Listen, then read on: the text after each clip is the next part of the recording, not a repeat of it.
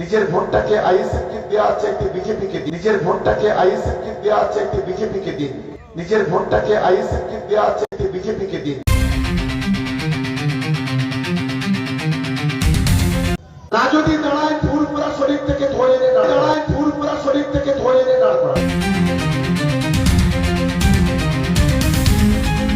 আর এখানে যারা আইএসএফকে ভোট দেন তাদের বলি নিজের ভোটটাকে আইএসএফকে দেওয়া চাইতে বিজেপিকে দিন, তাতে অনেক সুবিধা হবে। না যদি দাঁড়ায় ফুরপুরা শরীর থেকে ধরে এনে দাঁড় করাবো।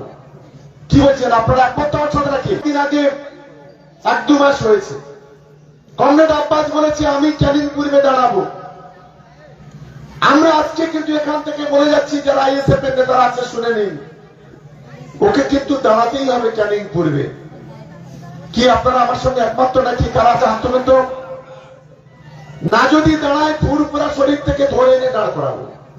কি বলছেন আপনারা? একমাত্র অর্থাৎ রাখি এত ভোটে দাঁড়ানোর যখন ইচ্ছা, এত ভোটে যখন জেতার ইচ্ছা, ভোটে দাঁড়াতে হবে, লেজ গুটিয়ে পালিয়ে গেলে হবে না।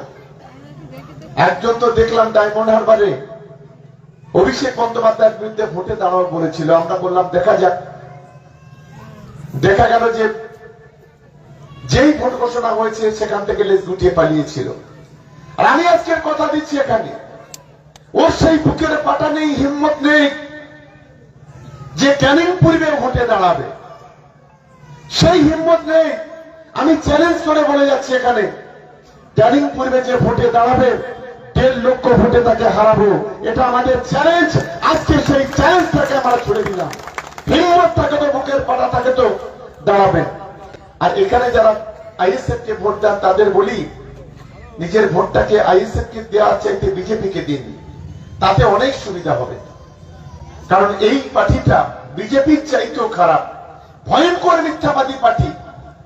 আর এই কমরেড নওশাদ আর আব্বাস এরা হচ্ছে কেউটে সাপের চাইতেও খারাপ। কারণ যারা টুপি মাথায় দিয়ে মিথ্যা কথা বলে তারা বিষধর সাপের চাইতে অনেক খারাপ বলে আমি অন্তত মনে করি। তাই বিষধর সাপ চাইতে সাবধানে থাকবেন আপনারা। আগামী দিনে চোখে চোখ রেখে লড়াই হবে এই বোদরার মাটিতে। এটা আমি আজকে দায়িত্ব নিয়ে এই বোদরার পবিত্র মাটিতে দাঁড়িয়ে আজ আমি বলে গেলাম।